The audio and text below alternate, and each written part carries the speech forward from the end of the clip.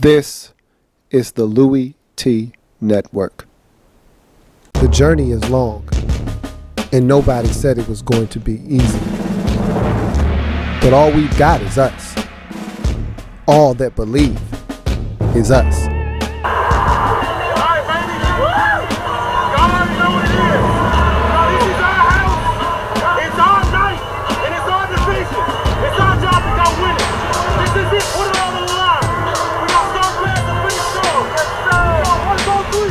The Redskins Report.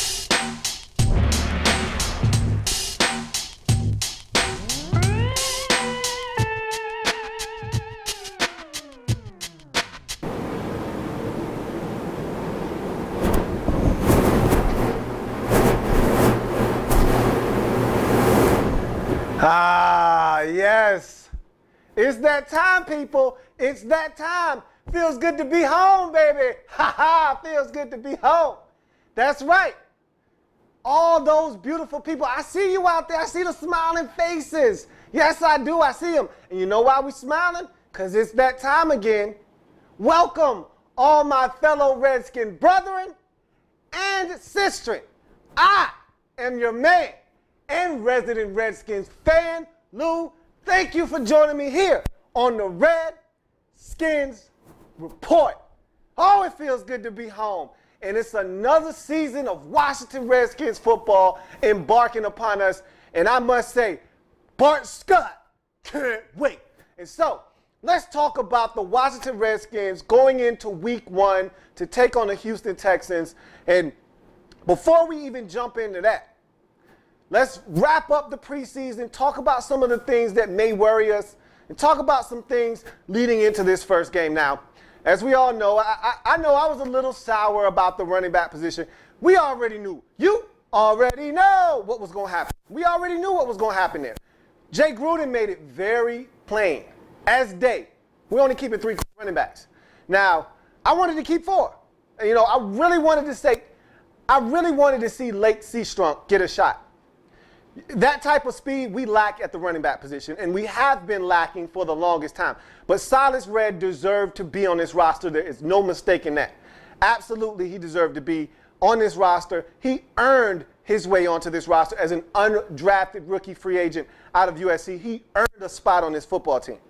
But I wanted to see, and I know you did too, you wanted to see Lake Seastrunk on this football team. I know I did.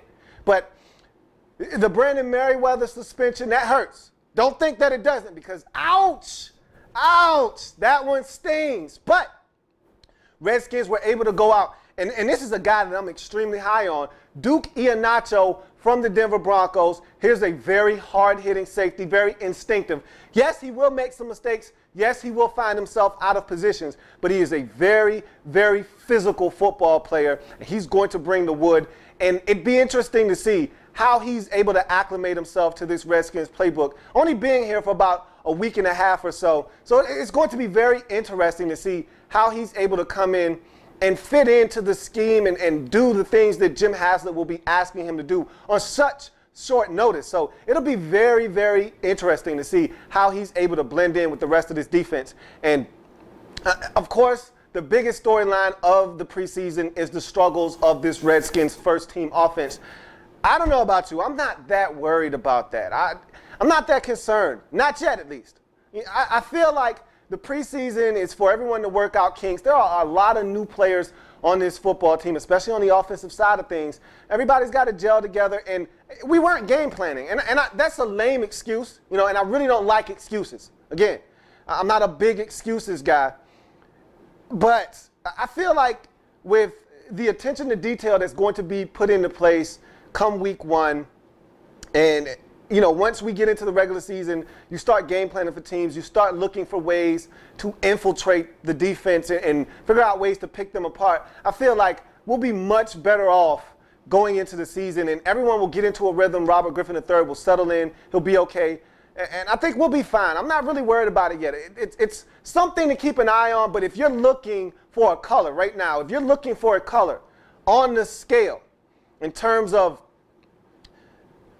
caution level, if you're looking for an alert Right now, we're only on yellow. I mean, we're not on orange, we're not on red, we're on yellow. I mean, just pay attention, keep your eyes open. But to me, I don't think we are really at the point where we need to start, setting ablaze, things around us and really going in an uproar over this offense. I think we're fine where we are right now. Give it some time. But let's talk about week one. Redskins traveling out to Houston to take on the Texans. This is a big game for a number of reasons. One, you want this Jay Gruden administration to get off to a roaring and rousing start. What better way than to go on the road and get a win and be playing with some confidence this year? I think this is one of the most talented football teams that we've had in a long time, in recent memory. And this even goes back and precedes the 2012 division-winning team, and even last year where we thought we were going to be a better team than we were. I think this team trumps all of those teams in terms of talent. I think we're a very talented football team. If you ask me, I think we're the most talented football team in the entire NFC East. I don't know what that really means in the grand scheme of things. You can be the most talented team and not have that show up in the form of victories. But as far as I'm concerned, talent is the first building block to winning in this league, and we have it. So that's a very positive thing for us going into week one of the regular season. Now, couple of things I want to touch on first. Let's start with the injuries to this team. And I didn't realize we had so many injuries and so many guys not practicing fully and being questionable. Had a chance to look at the injury report, and it listed Tracy Porter, and these are notable names. Akeem Jordan, Tracy Porter, Jordan Reed, and Brian Orakpo were all on that list. Now, Tracy Porter and Akeem Jordan have already been ruled out of this game. Akeem Jordan is a core special teamer and a backup linebacker. He's out, as well as Tracy Porter, who's going to be out. And he's going to be a huge part of this football team. And so I can't wait to see him back on the field so that that secondary is a whole. Right now, we're going to be probably utilizing and relying very heavily on our rookie, Brashard Breeland, which I don't have a problem with. The only way that kid is going to learn how to play, much like we saw with David Amerson last year, is that you got to be on the field. Baptism by fire. So I don't mind the young fella getting reps and getting in the game, but for this team to be where we want it to be, we need Tracy Porter back on the field and to be healthy. So I'll be looking forward to seeing him get back on the field, but he's not playing in week one.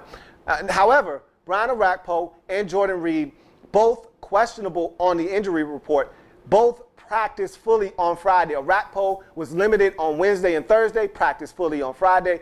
And Jordan Reed with the thumb, he practiced fully all week, Wednesday, Thursday, and Friday, so there's no doubt in my mind that he's playing. Orakpo already said, hey, I'm lacing him up. I'm going home. I'm from Texas. There's no way I'm missing this game, so he's going to play as well. So there's no doubts or worries there. I didn't realize the Texans were so banged up coming into this game, but Arian Foster has already come out and said, hey, I'm playing, and the coach has already said, hey, he's getting the ball a heck of a lot in this game, which means we got to step up and stop the run. We'll get to that in a second, but he was listed on the injury report.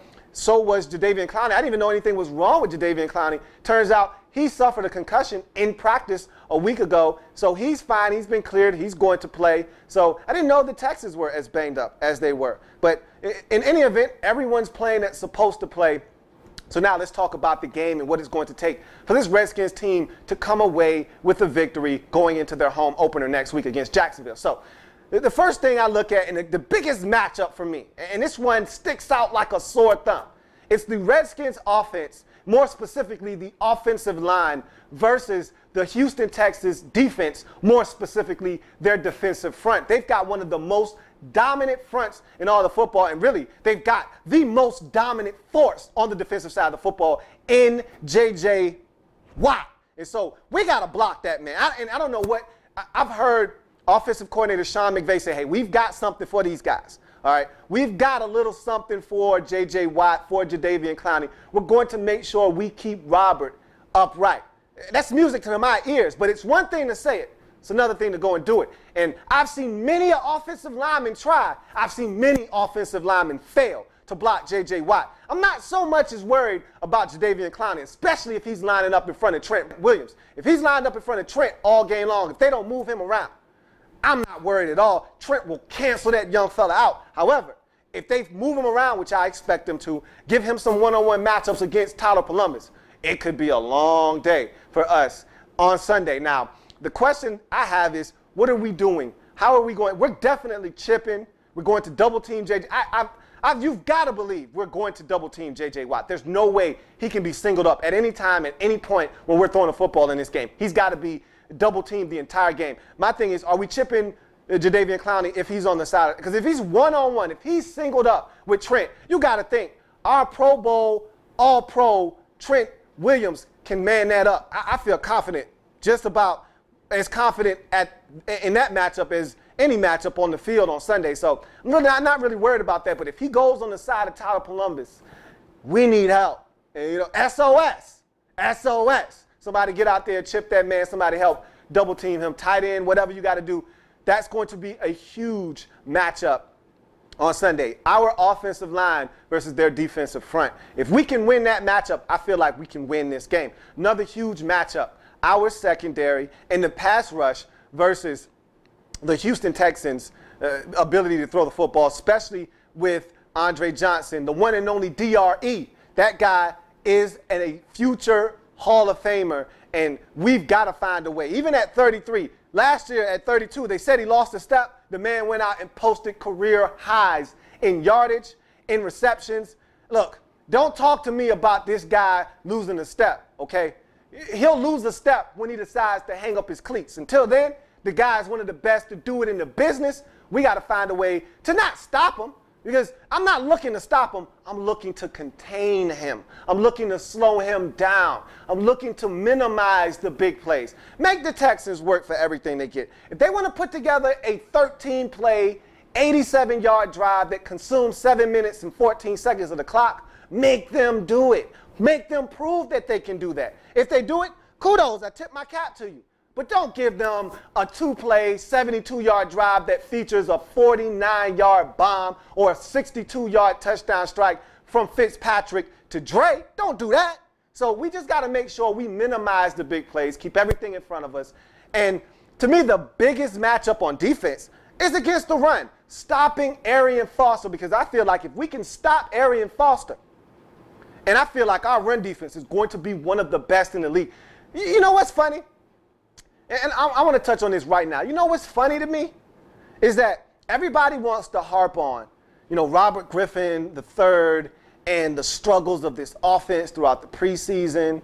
Everybody wants to talk about, how this offense is going to gel. Are we going to be able to block J.J. Watt and Jadeveon Clowney? How's this offensive line going to fare? Is Alfred Morris going to be able to get on track? Everybody wants to. You know what nobody's talking about? How much better this defense is. Did you see that? Because I saw that. That was one of the things I recognized the most. And probably the thing I was paying attention to the most. I was most impressed with this defense. Now, I know it's preseason. And I know, and this is the biggest thing.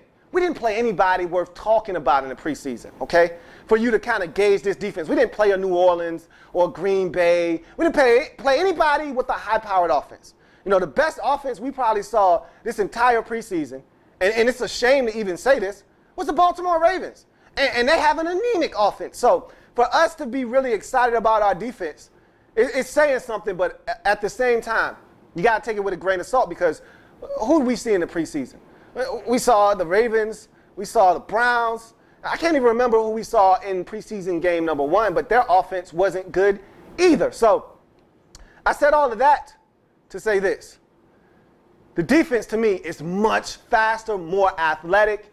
And with Ryan Clark manning up the defense in the back half, with his brains and his veteran leadership, getting everybody lined up correctly, I think we're going to keep a lot of plays in front of us, not a lot of deep balls given up. And with the big guys up front, with Hatcher, with big swaggy Chris Baker and Barry Cofield holding it down in the trenches, I think we're going to stop the run. And our linebackers, boy, we loved us some London, but London was old and slow.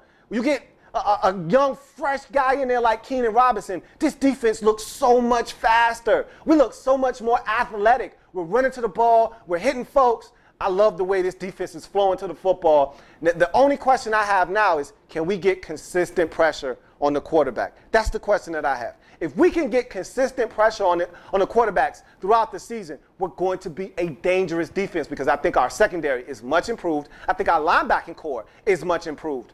Another year with Ryan Kerrigan in the system.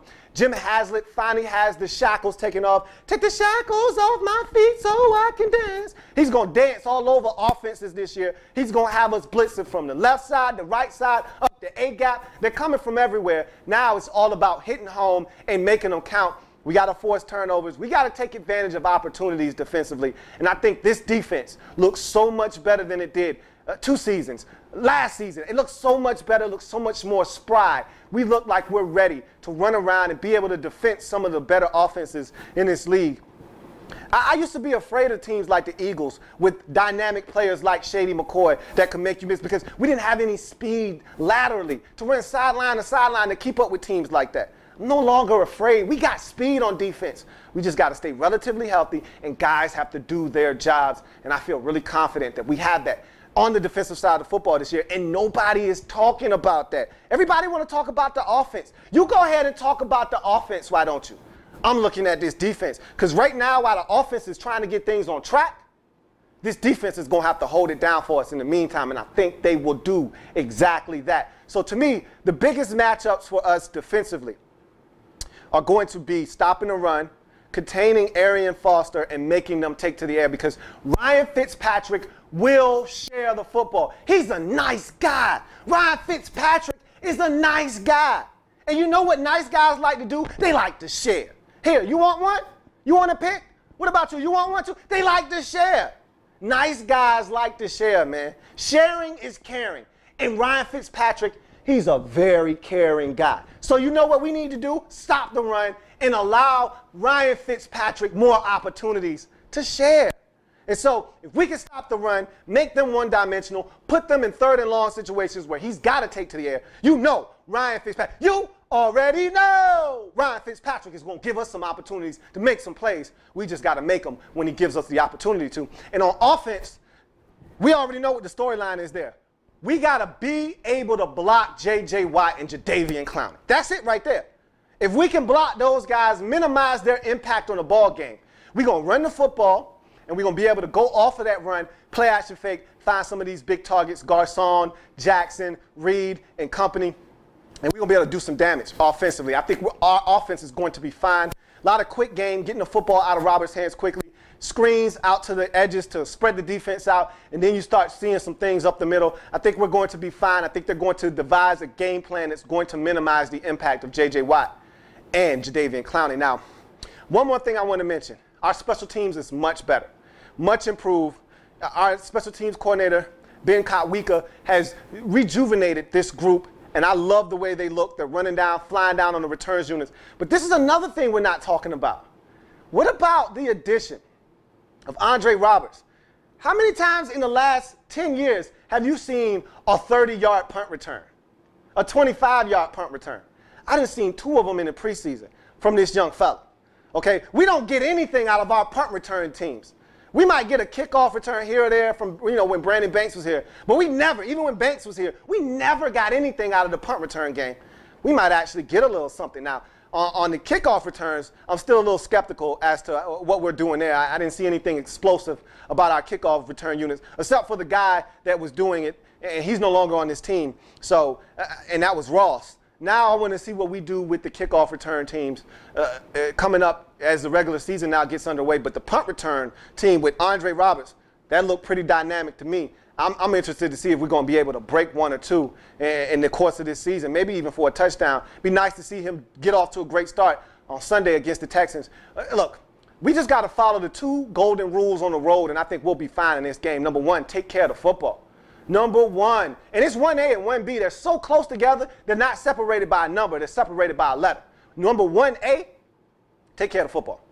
Got to take care of the football on the road. You go on the road, you turn it over, you're looking for a loss. You're asking for a loss, you will get a loss. And 1B, take full advantage of opportunities, whatever they may be.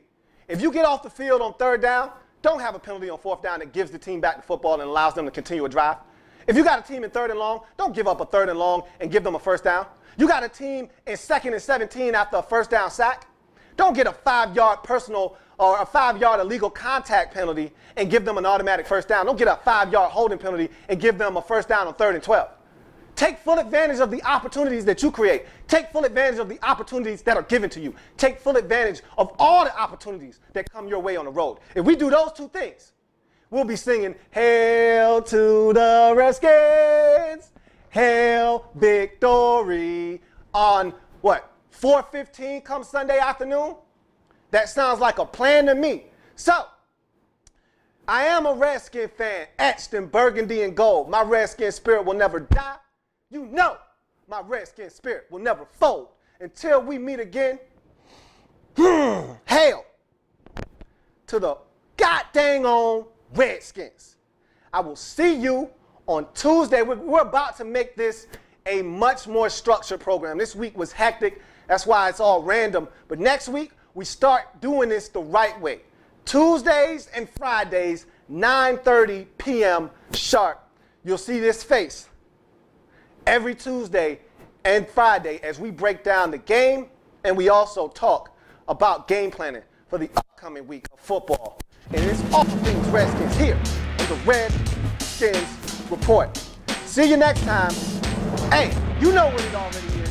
Go get them, boys. See you on Tuesday when we're 1-0. The Redskins Report.